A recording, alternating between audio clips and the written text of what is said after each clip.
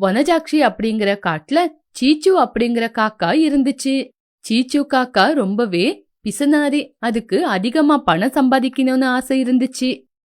எப்படிதான் பணம் இருக்கிறவங்க பெரிய பணக்காரா மாறிக்கிட்டு வராங்கன்னு தெரியவே மாட்டேங்குது. அது மட்டும் எனக்கு தெரிஞ்சிருந்துச்சுன்னா நான் கூட பெரிய பணக்காரா இருந்திருப்பேன். இப்படி எப்படி அதிகமா பணம் சம்பாதிக்கிறதுன்னு யோசிச்சுக்கிட்டு இருந்துச்சு. ஒரு நாள் காக்கா தன்னோட நண்பனான புறா கிட்ட, நண்பா, என்கிட்ட ஒரு நல்ல பிளான் இருக்கு. அத மட்டும் நம்ம செஞ்சு முடிச்சிட்டோம்னா ஒரே வருஷத்துல நம்ம பெரிய கோடீஸ்வரனா மாறிடலாம் அப்படின்னு தன்னோட பிளான பத்தி தன்னோட ஃப்ரெண்டு கிட்ட சொல்லிச்சு. புறாவுக்கு காக்காவை பத்தி முதல்லயே நல்லா தெரிஞ்சதுனால, சிச்சு, நீ சொல்லும் போதே நீ ஒரு பெரிய வியாபார ரகசியம் வச்சிருக்கேன்னு தெரிஞ்சு போச்சு. ஆனா அதுக்கு நீ எவ்வளவு முதலீடா காசு போட போற அப்படின்னு பறவை கேட்ட உடனே சிச்சுக்கு தெரிஞ்சு போய் பறவை கிட்ட, என்னோட யோசனைக்கே பல மடங்கு காசு கொடுக்கணும். அதனால யோசனை எந்து அதுக்கு தேவையான காசை நீதான் போடணும். என்ன சொல்ற நண்பா? அப்படி சிச்சு காக்கா சொன்ன உடனே பறவை கோவமா, என்ன சொல்றேன்னு சொல்றியா? இதுக்கப்புறம் இந்த மாதிரி யோசனை எடுத்துக்கிட்டு என்கிட்ட வராத. என்ன நண்பா இப்படி சொல்ற? என்னாச்சு? என்னோட பிளான் நல்லா இல்லையா? பிளான் நல்லாதான் இருக்கு. உன்னோட பிசுனரித்தனம் தான் எனக்கு பிடிக்கல. என்ன சொன்ன? உன்னோட ஐடியா தான் உன்னோட முதலீடா? நீ பணம் போட மாட்ட? பிசினஸ்க்கு நான் மட்டும் காசு போடணுமா? இந்த மாதிரி பேச்செல்லாம் என்கிட்ட நடக்காது. உன்னை பத்தி தெரியாத இருக்கும் பாரு, அவங்க கிட்ட போய் பேசிக்கோ. இப்படி பறவை கோவமா சொல்லி அங்கிருந்து பறந்து போச்சு. பறவை போனதுக்கு அப்புறம் சிச்சு காக்கா, போ போ, எங்க போயிடுவ? கொஞ்ச நாள்ல நான் பணக்காரனா மாறினதுக்கு அப்புறம் அப்போ வருவீங்க. அந்த வார்த்தை பறவை காதுக்கு விழுந்துச்சு. பறவை தூரத்துல இருந்தே, நீ கை நிறைய சம்பாதிச்சாலும் உனக்கு இருக்கிற இந்த பிசுனாரி தனத்தினால வயிறு நிறைய சாப்பிடக்கூட முடியாது அப்படி சொல்லி அங்கிருந்து பறந்து போயிடுச்சு. சிச்சு மட்டும் பறவையோட பேச்ச பெருசா எடுத்துக்காம அங்கிருந்து கிளம்பி போச்சு. இப்படி அது கிளம்பி போகும்போது ரோட்டோரத்துல நிறைய டிஃபன் கடைங்க பழங்கடைங்க வச்சிருக்கிறத அது பார்த்துச்சு. அதை எல்லாமே பார்த்த சிச்சு காக்கா, முதலீடா காசு போடாம எந்த வியாபாரத்தையும் செய்ய முடியாதா அப்படின்னு பிசினஸ் பத்தி யோசிச்சியே டைமே ஆகி போயிடுச்சு. அப்பா, ரொம்ப பசி எடுக்குது. இந்த வயித்தை நிறைக்கிறதுக்காகவே பணத்தை சம்பாதிச்சே ஆகணும். அதுக்கு எந்த வேலைக்கு போறது? இப்படி பக்கத்துல இருக்கிற ஒரு ஹோட்டலை பார்த்து அதுக்கு போச்சு. இங்க போய் சாப்பாடு சாப்பிடணும்னா 10 ரூபா செலவாகும். அதே டிஃபன் ஆனா 2 ரூபாயிலேயே முடிஞ்சு போயிடும். 2 ரூபா செலவு பண்ணி 8 ரூபாவை பத்திரமா எடுத்து வைக்கலாம். அப்படி யோசிச்சு அங்க பக்கத்துல இருக்கிற டிஃபன் சென்டருக்கு போச்சு காக்கா. ஆமா, இங்க விலை குறைவான டிஃபன் எது? இங்க எல்லாமே ஒரே விலைதான் அப்படின்னு சொன்ன உடனே சிச்சு காக்கா, எவ்வளவு சாப்பிட்டாலும் ஒரே விலையா அப்படி கேட்ட உடனே குருவி சிச்சு காக்காவை பார்த்துச்சு. உடனே சிச்சு காக்கா சிரிச்சிடுச்சு. சும்மா ஜோக் பண்ண, அவ்வளவுதான். சரி, வெள்ளையா இருக்கிற 4 இட்லி கொடுங்க. இட்லி வெள்ளையாதான் இருக்கும், வெள்ளையா இருக்காம கருப்பா இருக்குமா அப்படின்னு சொல்லி 4 இட்லிய போட்டு கொடுத்துச்சு. அத பார்த்த சிச்சு காக்கா, என்ன இது, ஒரு பிளேட்டு இட்லி 4 தானா? பக்கத்துல இருக்கிற ரெஸ்டாரண்ட்ல 5 இட்லி குடுக்கறாங்க. அப்படி சொன்ன உடனே குருவிக்கு கோவம் வந்து, அப்போ அங்கே போய் சாப்பிடு அப்படின்னு சொல்லிச்சு. அப்போ சிச்சு காக்கா, எதுக்கு கோவம்? சும்மாதான் சொன்னேன், அதுக்கு என்னத்துக்கு? இப்படி காக்கா சொல்லிட்டு டிஃபன் சாப்பிட்டுக்கிட்டு இருந்துச்சு. இப்படி காக்கா டிஃபன் சாப்பிடும் போதே காட்டுல இருக்கிற நிறைய பறவைங்க வந்து சாப்பிட்டாங்க. குருவியோட கல்லா பெட்டி நிறைஞ்சு போயிடுச்சு. அத பாத்துக்கிட்டே இருந்த சிச்சு காக்கா, அட, டிஃபன் சென்டர் வச்சாவே இவ்ளோ லாபம் வருதா? ஆனா எதுக்காக இவ்ளோ நாள் எனக்கு இந்த ஐடியா வரல? சரி, நானும் டிஃபன் சென்டரை வைக்கிறேன் அப்படின்னு யோசிச்சுச்சு சிச்சு காக்கா.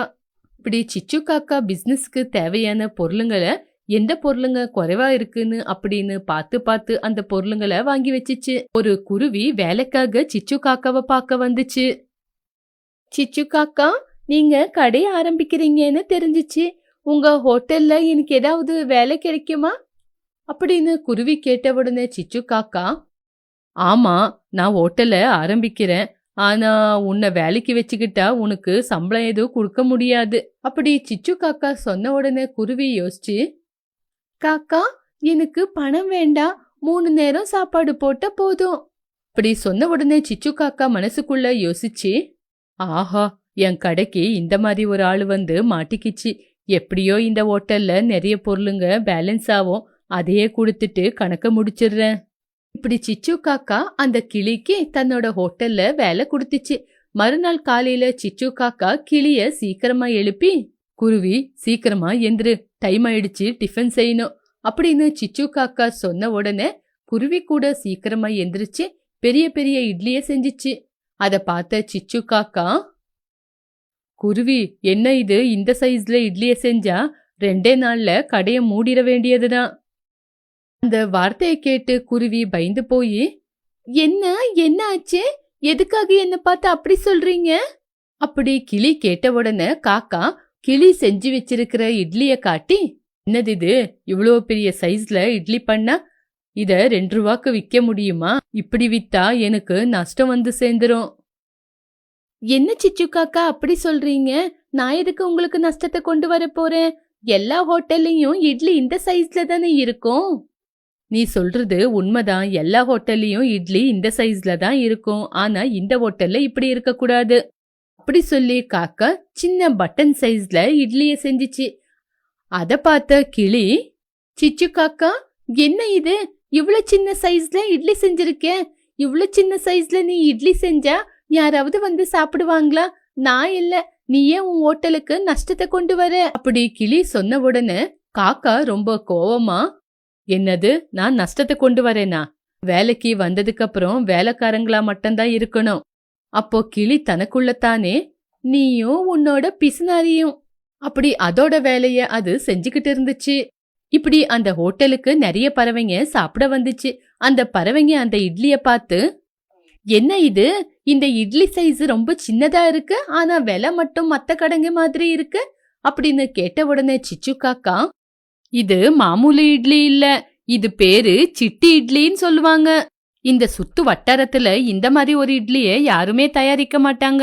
நான் மட்டும்தான் இதை எப்படி செய்யறதுன்னு கத்துக்கிட்டு செஞ்சிருக்கேன்.